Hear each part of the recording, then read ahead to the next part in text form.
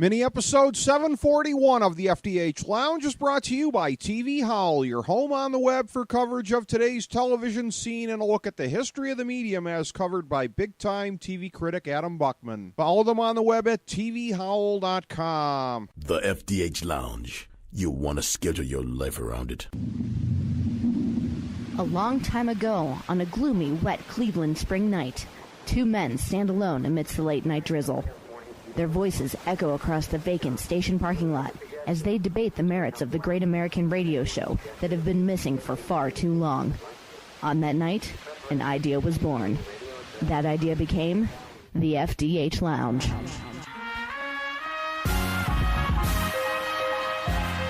Welcome to the FDH Lounge. Hello, everybody. Welcome to the FDH Lounge coverage of the 2016 NFL season. Looking at the AFC South from a preseason point of view, Rick Morris and Kyle Ross with you here today.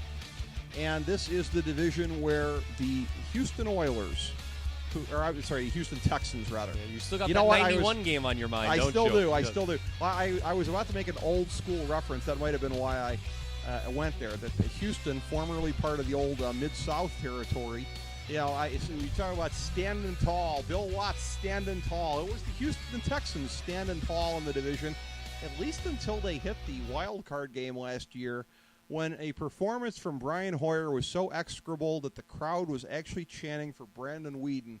The low point in the history of the franchise. Maybe in sports. In a home, yeah. Maybe the low point in the history of sports. Yeah, in a game that they were actually hosting. So that is. Yes, I'll tell you what. And watch this transition. Okay. Much like Roger Ailes being ousted at Fox News. This just in. Whoever was to replace the Weeden Hoyer dynamic duo will be an improvement. Brock Osweiler will be. And how much is the question, though? There's a lot of people who've done film room. By the way, am I on here? This phone? You are. Okay. You're on. Gotcha. What a professional operation we're running here. I'm shades of Brian Hoyer in the playoffs with me on the mic. There's people who've done a lot of film study and say, this guy, let's not go crowning him the next anything just yet. You want to crown him, crown him.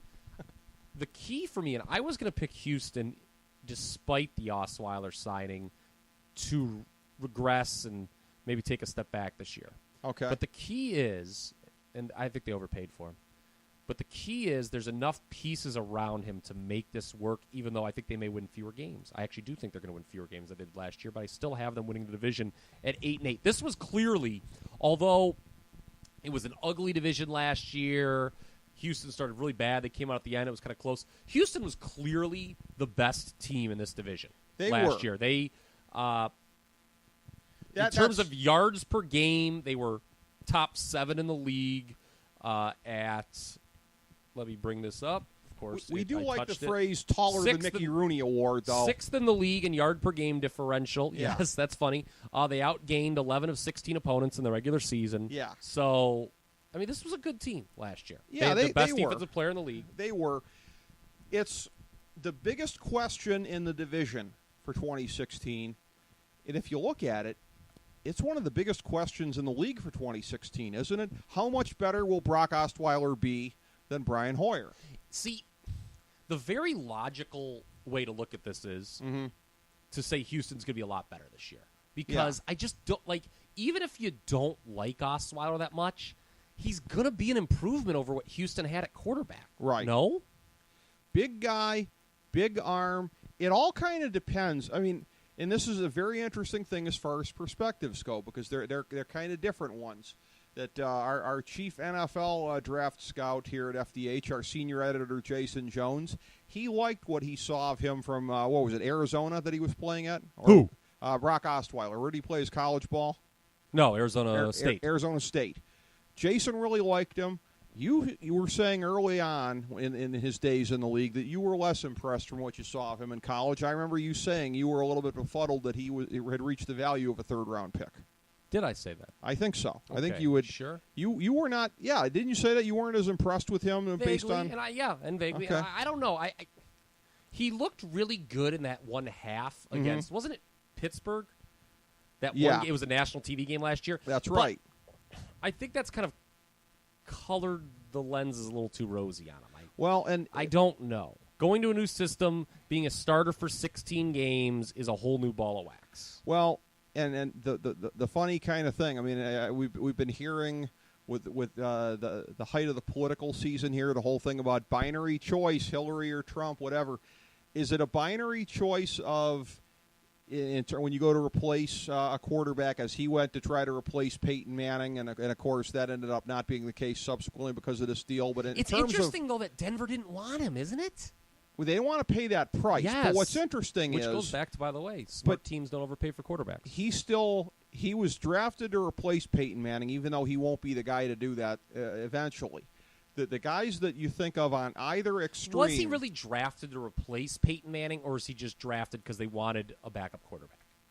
He was drafted with it. I think that's why you commented on it at the show at the time, of the notion of I think you were befuddled by the notion that that this kid, within a couple of years, based on what you'd seen of him, could become the starting quarterback in Denver and have him keep going like they had been going. And the binary choice that I'm going to use here is Tommy Maddox or Aaron Rodgers, because those are kind of the two extremes when you think of this. Tommy Maddox, ironically, with the Broncos, drafted when John Elway was there.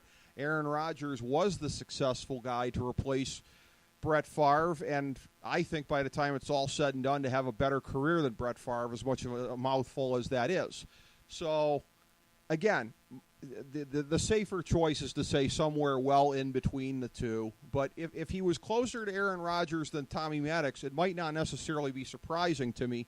When you look at the guys that he's had to work with the last couple of years, Adam Gase, Peyton Manning, yes, probably even to whatever degree John Elway. I think Elway, if he's your general manager, how are you not giving the kid a few tips yourself with all that you know and have to offer? So when you look at the coaching that he's received coming into this, I'm not a guy that's a tremendous fan of Bill O'Brien personally, but as an offensive I've never understood that.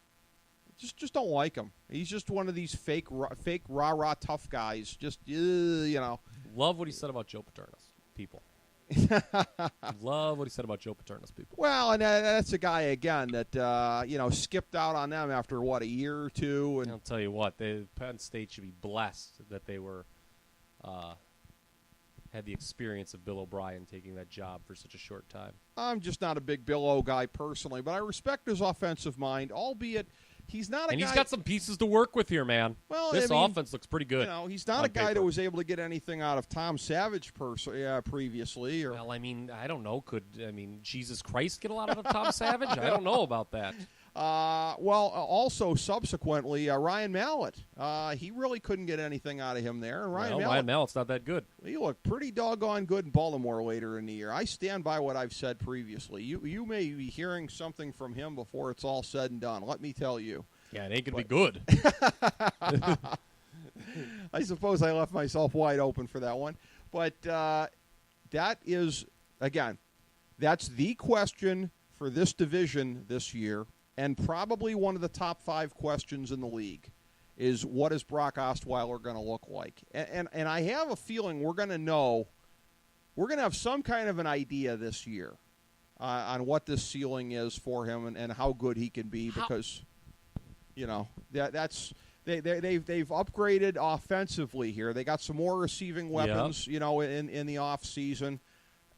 Defensively, there's still room for growth when you consider the Lamar fact Miller in the backfield over your boy Arian Foster. Lamar, that trade, as it were, between Houston and Texas, or Houston and Miami rather, is very lopsided for Houston.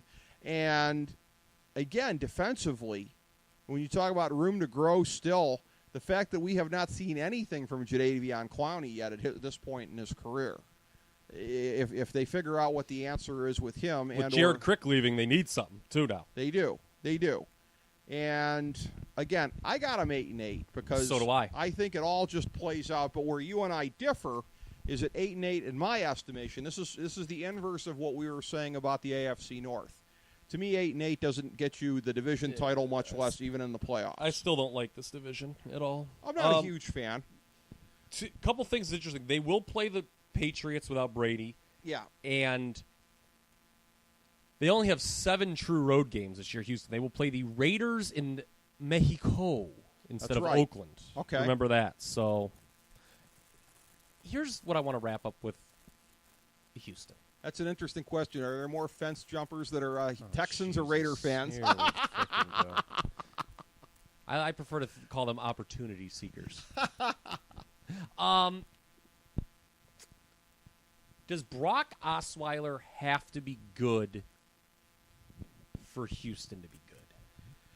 I want to bottom line that discussion. Yeah. If he's terrible, if he's like a disaster, does Houston have any chance to make the playoffs still? No. But here's the thing. Even though they had pretty terrible play at quarterback by any measurable Hoyer for most of the season didn't look as crappy as he is. So you can't say that they overcame the worst quarterbacking in the league. He played over his head at decent points in time, as he did with the Browns the previous year. The problem is always with him. At some point, Brian Hoyer remembers that he's Brian Hoyer. I think it's safe to say, and maybe more so than any other player in the league, as Brock Osweiler goes, so go the Texans. And I say that because I'm predicting him to be somewhere in the middle ground this year between good and bad, and I'm projecting the Texans to be 8-8. So if Brock Osweiler, if he comes in and he plays like the kind of guy that they are paying him to if he does that, then they're running away with the division. If Brock Osweiler's really good, I think Houston runs away with the division. Running away with the division schedule that they have, getting a bye, they'll be the 1 or the 2 seed. Yeah, you're right. And this just in an AFC that it is not deep at all in terms of Super Bowl contenders. If Brock Osweiler's that guy, they're on the short list of 2 or 3 teams to go to the Super Bowl. I don't think he is at this point. Neither do I. Vegas has him at 8.5. We both are saying slightly under. Okay, yeah. I mean, outside of the Browns, Vegas is going pretty close on most of these. Okay. Well, that's what they're paid to do, believe it or not. Yeah. Well, outside of that blind spot. Who do we want to do next? Do we want to do the interesting one or the less interesting one? Well, in terms of chalk, okay, this is kind of. Let's go with is the less interesting one your pick to win the division? No, yes. They okay, are. let's go with them then. They are. I mean, this is, for all intents and purposes, going back to the days of Peyton Manning. I mean, we are still, even with Houston winning the division last year, this is still writ large the era of the Colts in this division. They are the default year in and year out that you look at. Like New England in the East. Like New England in the East. Not as dominant as them relative to the rest of the division. They're always more in the pack, a little bit more than the Patriots are, but it's the same kind of dynamic. I've got them at 9-7. I've got them winning the division. I don't love this pick. You shouldn't. But what I'm thinking, I am expecting a major progression to the mean from Andrew Luck. Here's the thing. Isn't Houston Indianapolis, the way we look at them, the exact opposite of Houston? In Indianapolis, it's all on the quarterback. It is. Houston, I didn't think it is. I think Houston could still be okay even if Osweiler's not that good. Right. To answer that, which I guess I never answered that question after I asked it to you. Okay. The Colts are completely dependent on Andrew Luck. If Andrew Luck is not spectacular, this is a terrible football team. Well, I think he wasn't last year even when healthy. No, he wasn't. But I think he's got to not only just have some natural spike in his level of play, he's got to go back to he has to maybe play as well as he's ever had, because the rest of this roster I think is trash. Well, and that's the thing. Their situation, you're right about that. You're right to compare and contrast it with Houston, because it is absolutely not true to say, as Andrew Luck goes, so go the Colts. Because, as you say, if he plays poorly again and or is hurt, they won't do well. But Andrew Luck can play out of his skull, and they may still not win the division because the rest of the team could bring him down. I think, again, this is now his 5th year in the league. The level of respect that I have for him as a difference-maker kind of a player, he's getting to that part of his career. And I think particularly when you're looking at the motivation coming off of, he never had a year, nor did he ever expect to have a year like the one he was just coming off of. And I think a lot of times that's the kick in the balls that you need to, I'm not going to say, I don't want to insult him by saying rededicate himself, because there's never been any question of that. But motivation levels can spike even when they're already pretty high. And I think, again, the year that he's coming off of, I think he is one of the most motivated players of 2016. And I think that that's something to fear for the rest of the league. Like you, I don't love the roster. I'm still a little bit troubled by the fact that they're going to try and ride Frank Gore for another year because the statistical tables, when you start looking at age after 30, it's very troubling. And this is a guy that's got a lot of high mileage on him with knee surgeries early in his career. I mean, Frank Gore has beaten the odds in terms of expectations more so than most players in NFL history when you look at the kind of career he's carved out. And yet, again, not that spectacular last year with the offensive line he's got. I won't lay it all at his feet, but it's only going to be diminishing returns from here on in. I'm expecting a little bit more out of Philip Dorsett this year. I think that another year of acclimation to this offense can help somewhat. T.Y. Hilton is a kind of he is what he is guy for a number one receiver, which is always going to present some problems for Luck, that he doesn't have anybody at the level of a undisputed number one receiver. So there are some issues, but I think, again, they've had a little bit of a youthful infusion here with the draft the last couple of years defensively. I still don't regard it as a great unit. If they can be even mediocre. What do you think about the Chuck Pagano thing? Everyone thought he was gone, and then he wasn't. Well, again, I think they wanted to get rid of him. I think that's going to play a bad role. It might, and that's where, again, him and buyer's remorse, I believe. Him and their awful general manager Ryan Grigson. Ryan Grigson is as bad a general manager as there is in the league. It's him and Trent Baalke, right? Those are the two worst. Yeah, they're well, and here's the thing: Scott McCloughan in Washington. I don't know how much of it was him, but remember, from like 2010 to 2013.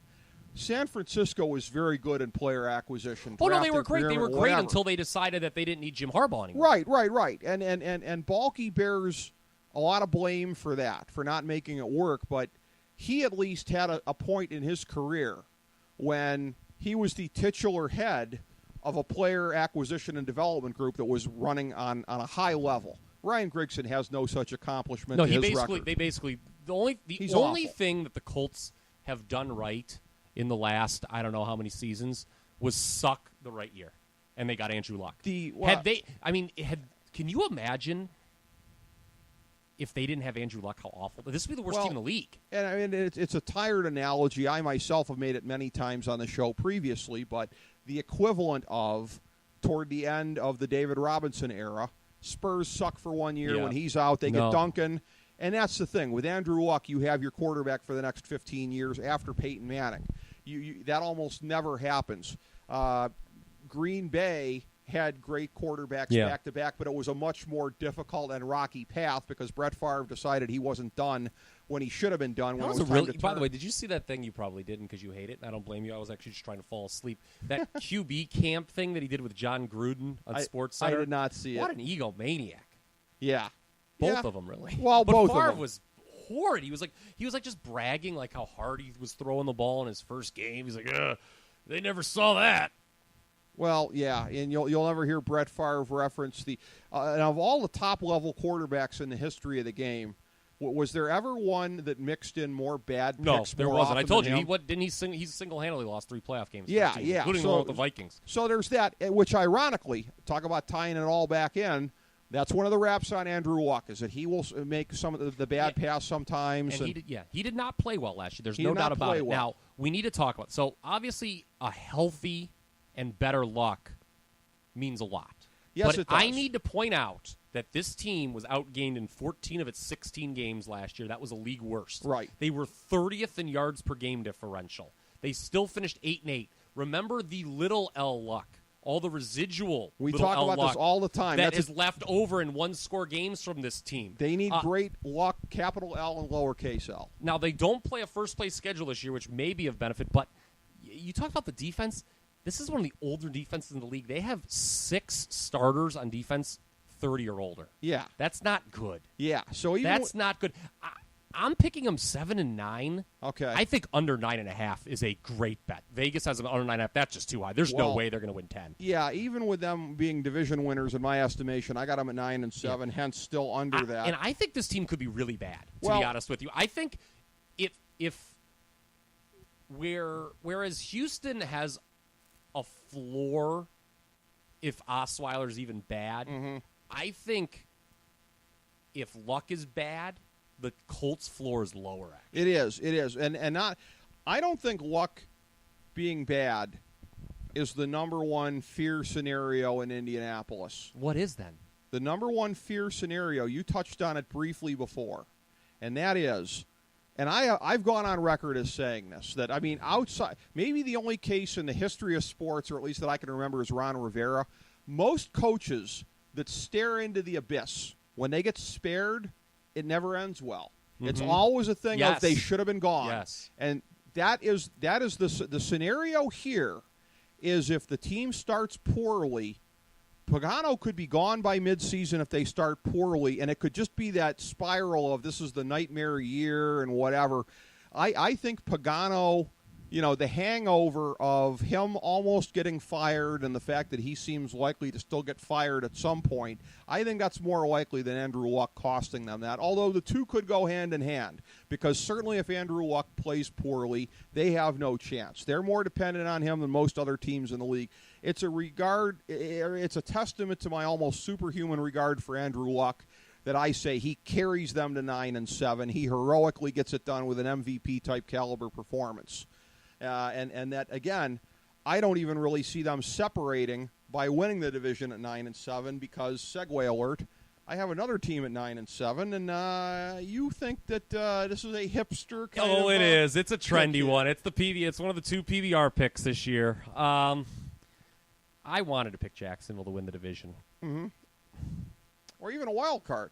You could do that. Here's the thing. I don't think they were actually that good last year. You don't? No. I think they were good if you were a fantasy football player. I don't think they were that great of a team.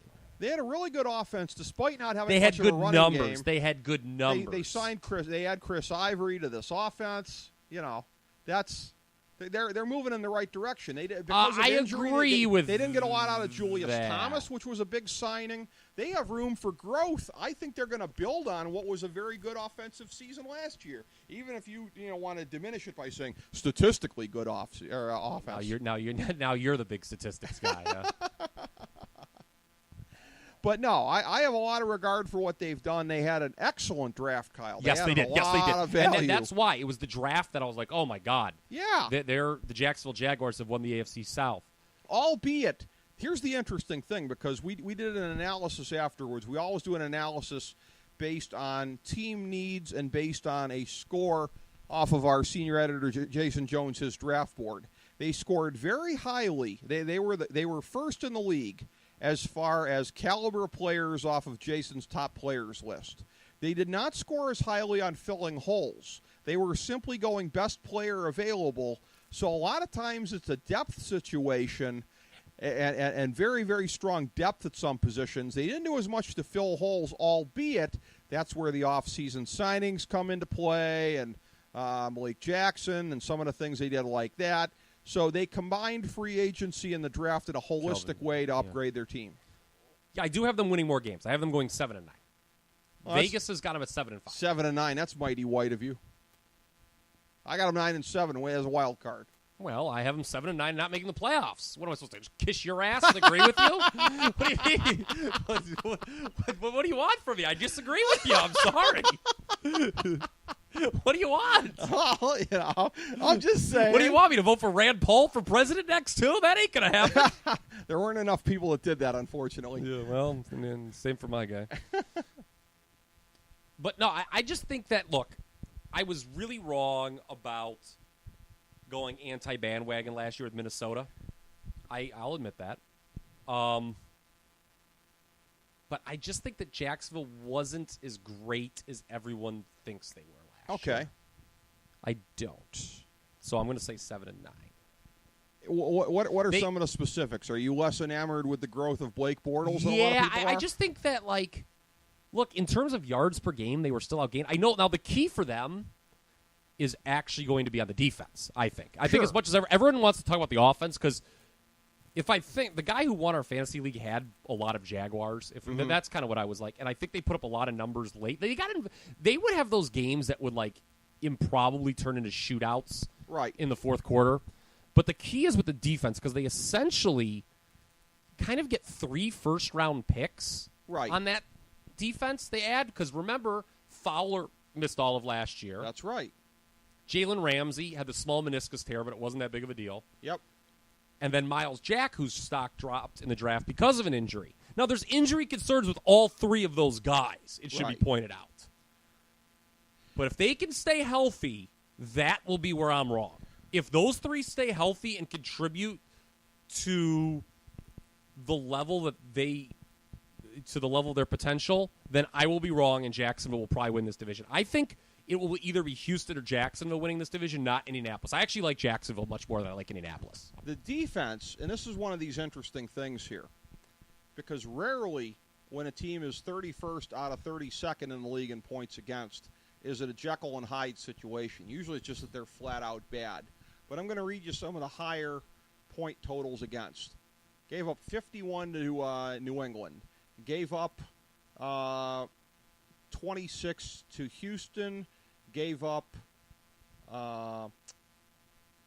24 to Indianapolis. You know what? I'm sorry. I'm looking at the wrong column here. It was gave up 31 to San Diego. Yeesh. All right. Actually, because I was looking at the wrong column for Houston. So let me reset here. New England 51. Tampa Bay 38. Houston 31. Buffalo 31. Jets 28. San Diego 31. Tennessee 42. New Orleans 38. They gave up 42 points to the Tennessee Titans. Yeah, and 30 to Houston. So in about half of their games, they were about as bad as it gets. In the other half, significantly better. That still averaged out to 31st. So that's how bad those 8 games or so were. Yeah, so, they were, in terms of yard per game differential last year. Yeah. Hold on. Fwah. Oh, you. I wanted to say cocksucker on the air, so I just did anyway. Well, yeah. No, you can't say that. That's for darn sure. Not in this politically correct world that we live in, can you? What a bunch of tools. They were... Look at who's trying to go Milo from Breitbart on me. 22nd in yards per game differential. So that's not very good. Now, one area that does suggest improvement is turnovers. They were minus 10 in that department. Okay. You know, I don't know if I like my picks anymore. Can we restart this whole thing? Jacksonville, they will be better. They will win more games. I just don't think their ceiling is as high as other people. I'm going to go with 7 and 9. I may regret that pick like Minnesota last year. Okay. Well, I got them at 9 and 7. I got them as the wild card. Now we come to a team where I think the key is if they win more games, it's because Indianapolis is going to be worse than I have. Mm-hmm. That's what I think the key is, because I think, like I said, with Houston, Houston's floor is probably the highest of any team in the division in my estimation. Right.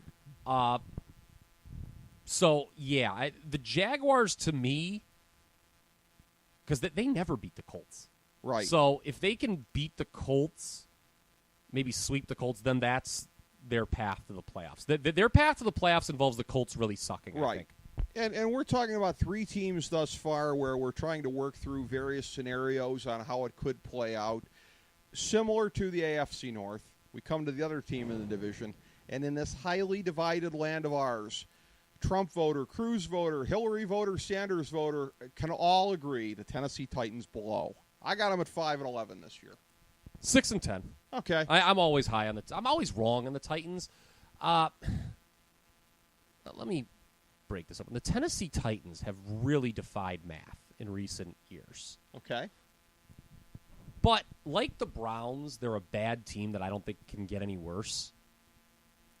I don't understand why Mike Mularkey was retained as head coach, especially so quickly and definitively. Same kind of a deal as Indianapolis. That is a snap decision that they are going to regret. That never works out well.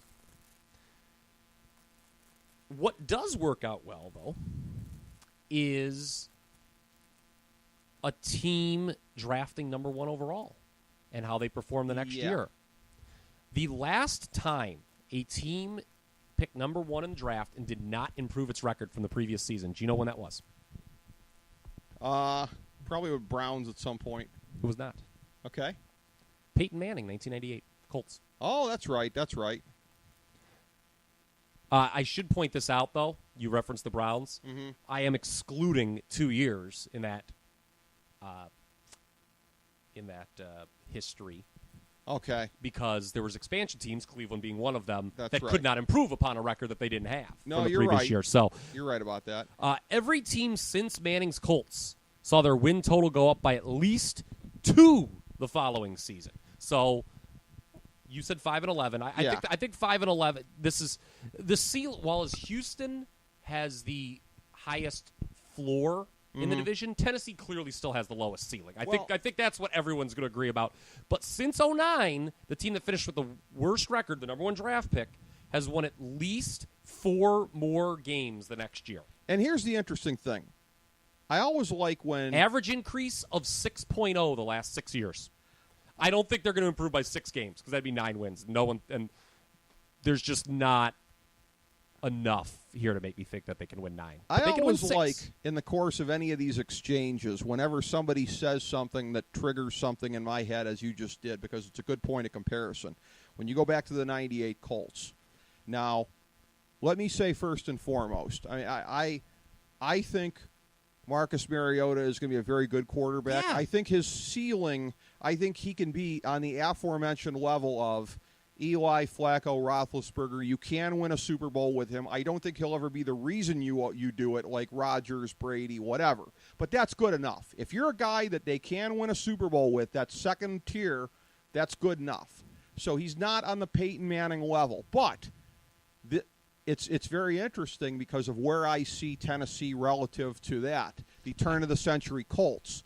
They're ready to start taking steps forward in the short to medium term of the next 2 to 3 years because they have their quarterback. They're putting pieces into place. The caveat to all of this is, again, malarkey, the pending potential sale of the team. Are they going to start over around Marietta if they get some new dipshit like an Eric Mangini? I can't win with this.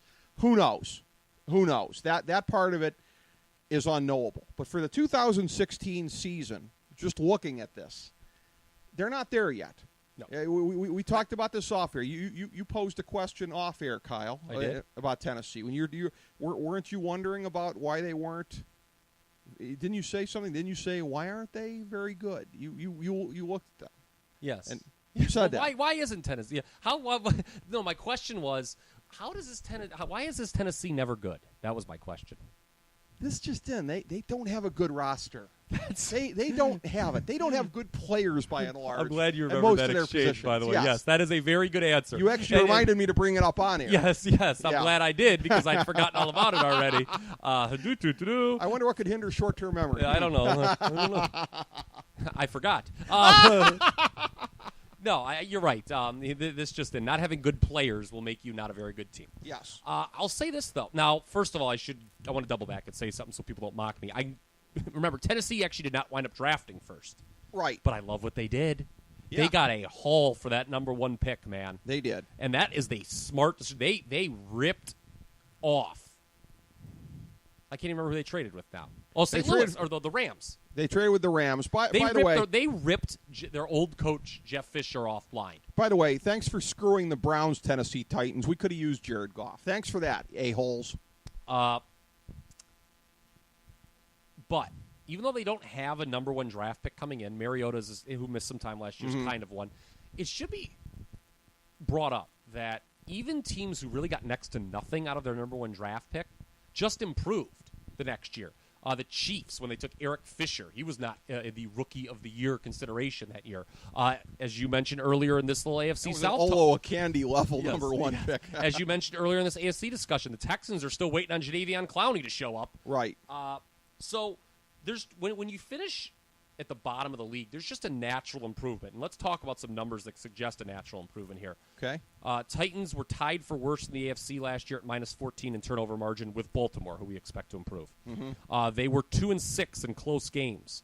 That's after they were 1-5 in one-score games in 2014. So that's 3-11 the last 2 years in one-score games. There's got to be some improvement there. Expected one-loss level of 4.9 and 11.1 for a team that won 3 games. So they should have won 2 games more than they did. And they were also at the betting window. This is not a good team to bet on last year. 4-11-1.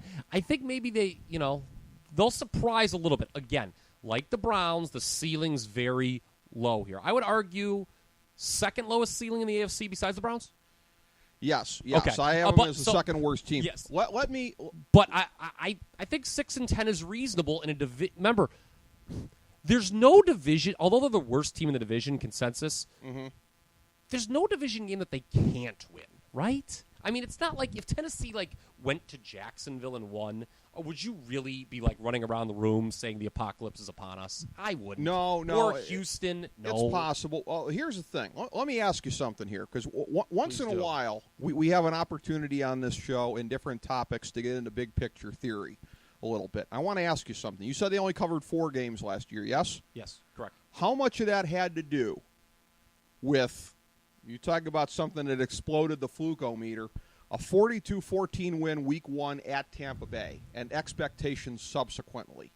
Did that have anything to do with it? The fact that that game was in everybody's memory the rest of the year? That must have inflated at least the next couple games. Yeah, because that was the one. So hold on here. Let me bring up Tennessee. Let me bring up. So they only covered 3 games the rest of the way. And remember, wasn't it 2 years ago they beat the hell out of Kansas City in week 1 and then sucked the rest of the way? Yes. The Tennessee Titans really know how to artificially inflate expectations in right. week 1. That's right. Hold on here. Let me take a look. They're one of the weirdest teams in sports in terms of that kind of phenomenon.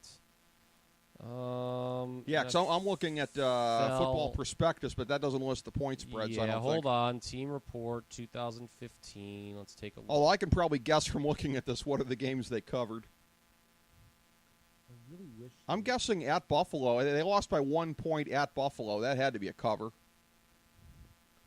Okay, hold on. That had to be one of them. No, that game was actually listed as a pick'em here on my sheet. Was it? Okay. Yeah, that's the results could vary, though, because you're right. The next week, yes, they did not cover at Cleveland. That was a classic spot to go against them. Yep. They did cover against Indianapolis in week 3, lost by only 2 in that game. That was a big luck comeback. Okay. So, 2 of their 4 covers came in the first 3 weeks. Yeah.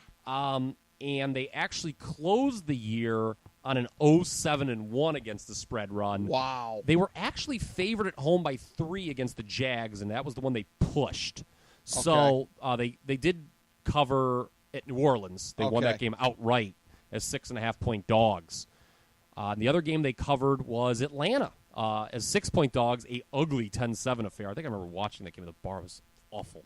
So, 3 of their 4 covers came in the first 6 games. After that, it was all downhill. So them being the king of week 1 outliers really makes for a disjointed kind of a deal. Yeah, I wonder who they play in week 1 this year. Who should be on alert? What trendy team should be on upset alert here? And what's funny Minnesota. is Marietta v. Bridgewater.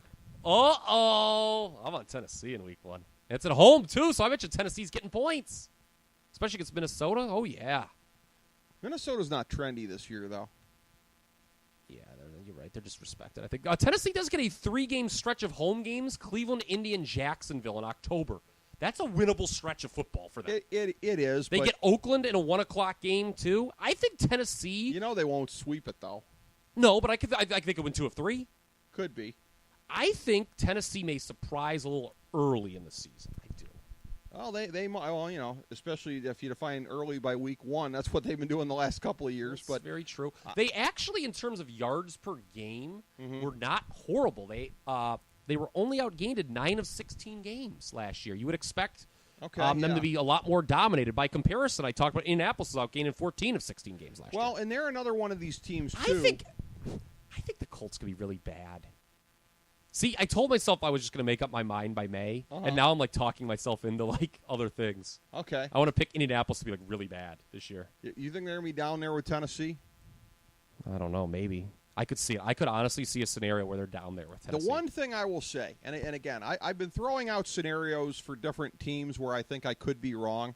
The commonality with Tennessee and with Cleveland, if I'm wrong, going so low on both of those two is they're both getting way younger, especially defensively. And sometimes, the young legs, they can be coached up. The commonality there is Ray Horton coming back to Cleveland. I think he'd spent some time in Tennessee in the interim. They actually have that connection there. But You could have that. It could be one of those things where, remember it happened with Dallas a couple of years ago. They lose a couple guys defensively. Oh, my God, going to be the worst offense or defense in the history of football. And Dallas was a little bit better the next year. If I'm wrong about Cleveland and Tennessee being as abysmal as I am, that could be the key to the scenario there, is that the younger legs defensively getting coached up, additional speed that comes with youth could be. In my estimation, not enough still to crack 5 wins. DeMarco Murray, we haven't mentioned that. DeMarco signing. Murray, I think it's a good buy. He's not going to be as terrible as he was last year. Last year was a disaster. I don't think DeMarco Murray, if he could play that bad again, if he tried. Well, I don't think it's like a home run signing.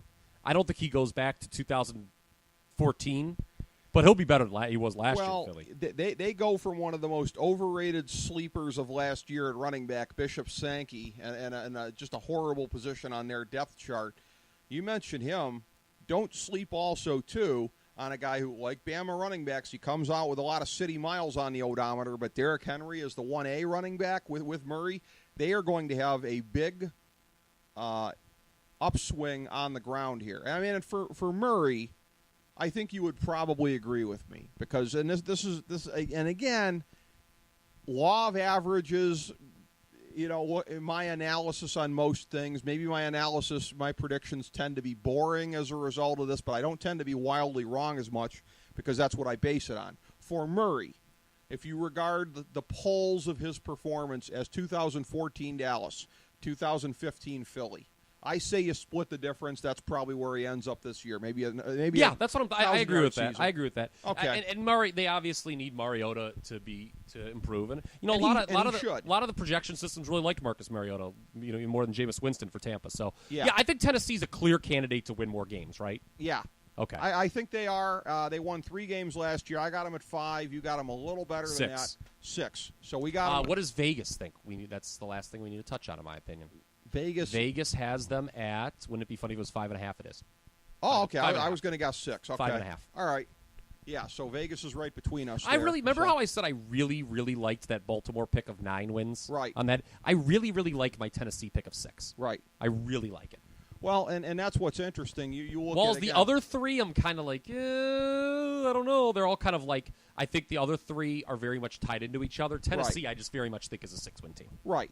And while we collectively don't regard the upper 3 teams in the AFC South as we do the upper 3 teams in the AFC North, it's still an interesting dynamic where we think that there's room for different things to happen as far as any of those 3 teams rising up in both of those divisions, and then a last-place team that's well back of them there. Mm-hmm. So that's how it ends up being as we look at the AFC South for 2016. As we bring the show to a close, we would like to extend our deepest gratitude to NBC, CBS, ABC, Fox, all Clear Channel affiliates, TNT, TBS, USA, UPN, Deadspin.com, YouTube.com, YTMND.com, MySpace.com, various blogs, Fox News, CNN, CNBC, MSNBC, IamBoard.com, Billboard.com, Google.com, ESPN, ESPN2, ESPN News, ESPN Classic, NBA TV, NFL Network, Sports Time Ohio, Athlon Magazine, Comedy Central, Cartoon Network, The Boomerang Channel, QVC, BET, The Spice Channel, Steno Notebooks, Manwich, Papermate Office Supplies, waitresses, strippers, bartenders, garbage men, janitors, microwave popcorn, the writers of The Office, Scrubs, Entourage, My Name is Earl, Oz, Metalocalypse and the Boondocks, Aquafina, and the Periodic Table of Elements.